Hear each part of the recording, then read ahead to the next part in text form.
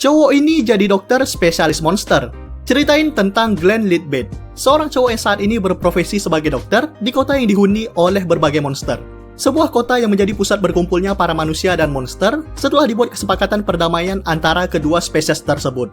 Nah, walaupun si MC-nya seorang manusia, tapi dia berhasil jadi dokter spesialis monster di usianya yang sangat muda gitu. Dimana dia ini mampu mengobati berbagai jenis penyakit monster tanpa gagal sama sekali. Nah, karena si MC ini tuh udah kayak aset berharga aja, hampir semua pasien cewek yang datang ke sini tuh pengen jadi pasangannya. Termasuk juga asistennya ini, seorang cewek setengah ular sekaligus teman masa kecilnya. Tapi ironinya, saat si MC ini coba ngebangun hubungan baik antara manusia dengan monster, dia malah dibuat dilema oleh kelakuan manusia itu sendiri yang gak sudi berhubungan baik dengan monster dan lebih memilih untuk berperang. Nah, untuk mengatasi hal ini, jadinya nanti si MC ini harus bisa menjalin hubungan baik dengan semua ras monster yang ada untuk membuktikan kalau tidak semua manusia itu jahat. Judul animenya Monster Musume no Oi Sasan.